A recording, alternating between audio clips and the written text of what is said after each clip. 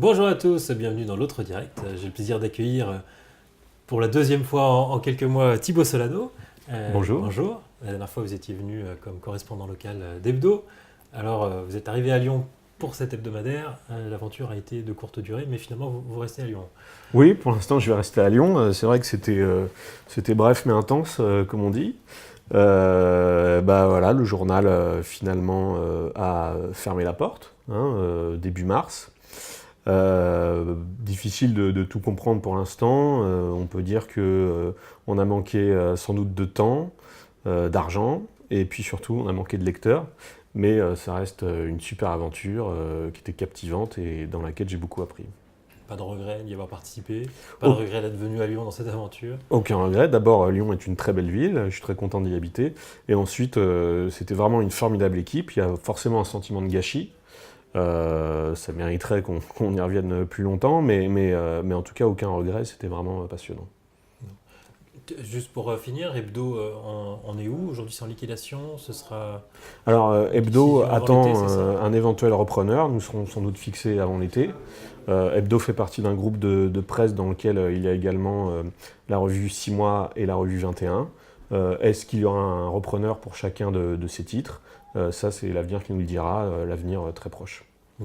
On suivra naturellement cette aventure, mais si on vous a invité aujourd'hui, c'est pour parler d'un tout autre sujet, d'un de vos livres, La Voix rauque, une enquête sur le meurtre du petit Grégory, qui décidément, plus de 30 ans après, continue d'occuper journalistes et puis même les Français qui suivent ça avec intérêt. Votre enquête est assez unique, puisque pour la première fois, vous êtes intéressé à ce qui s'est passé avant le meurtre du petit Grégory. On a beaucoup suivi les péripéties, le fiasco judiciaire. Vous, vous êtes intéressé au corbeau et à tout ce qui a précédé le meurtre, et finalement, vous en tirez des conclusions assez proches des enquêteurs qui se sont intéressés à l'après. Voilà, en fait, c'est le récit de l'affaire avant l'affaire. Tout le monde connaît l'horreur du crime, Grégory assassiné à l'âge de 4 ans en 1984. Mais il faut savoir que les 3 précédentes années, la famille de Grégory avait été harcelée par un corbeau, et même par plusieurs corbeaux. Et ces mêmes corbeaux avaient déjà annoncé qu'ils allaient s'en prendre à l'enfant 1 an et demi avant. Donc je pense que la clé de l'énigme se cache dans cette période de harcèlement. Et en analysant le dossier, j'ai voulu dresser un peu le profil de ces corbeaux et voir un peu effectivement à quelle personne ces corbeaux pouvaient correspondre tout en restant très prudent. On a reçu Denis Robert récemment sur ce sujet, qui a aussi sorti un livre récemment reprenant ses 20 ans d'enquête sur cette affaire. Finalement, vos conclusions sont assez proches. Qu'est-ce qu'on sait de cette affaire? C'est pas la mère? C'est une Ah, c'est certitude? certain, Christine Villemain a été accusée, a été soupçonnée à tort, et elle a été totalement innocentée par la justice ensuite, elle est totalement innocente. Ce qu'on peut savoir sur le corbeau, c'est qu'il y a, à mon avis, un couple principal, qui a agi en harcelant la famille, donc un homme, une femme, et ce couple était nécessairement proche de la famille, puisque non seulement il connaissait certains secrets de la famille très anciens, et ils connaissaient aussi des détails de leur quotidien, comme si ce couple avait vu presque en permanence sur le quotidien de la famille Villemain. Alors pour aider à comprendre et à déterminer le profil de ces corbeaux, il faut savoir quels secrets ils ont utilisés et quels secrets ils n'ont pas utilisés. Ça nous renseigne sur la proximité de ces corbeaux avec telle ou telle personne de la famille. Qui ils ont cherché à cibler, ça on le sait, mais qui ils ont cherché à épargner, et ça c'est intéressant et c'est moins connu, je pense. Et qu'est-ce que vous en tirez comme conclusion? Je pense pour moi qu'il y a plusieurs éléments qui accablent Bernard Laroche, qui était le cousin de Jean-Marie Villemain, le père de Grégory. Bernard Laroche qui ne pourra plus répondre aux questions de la justice puisqu'il a été abattu en 1985. Mais Par il le y a, père du petit Grégory. voilà, mais il y a plusieurs éléments qui l'accablent. Il y a également un couple qui est actuellement mis en examen, les Jacob, c'est-à-dire le grand-oncle et la grande-tante de Grégory. Pour l'instant, je reste prudent vis-à-vis d'eux.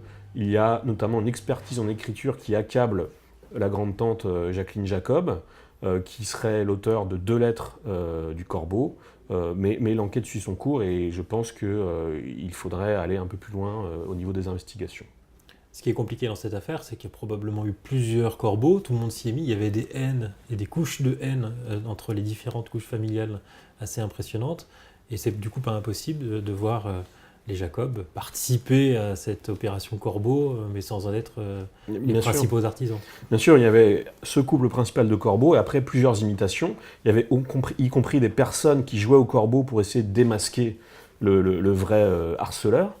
Et dans ce lot, le couple Jacob avait quelques mobiles pour être les corbeaux, notamment une haine terrible contre la famille du petit Grégory, une haine qui s'exprimait notamment contre le grand-père Albert et contre Jean-Marie Villemain, Jean-Marie le père du Grégory, tout simplement parce qu'il avait été promu dans son usine, qu'il avait bénéficié d'une certaine ascension sociale que eux n'ont pas connue, et tout en restant prudent, ça peut faire partie des mobiles. Vous pensez que la justice trouvera le fin mot de cette histoire ? Je l'espère.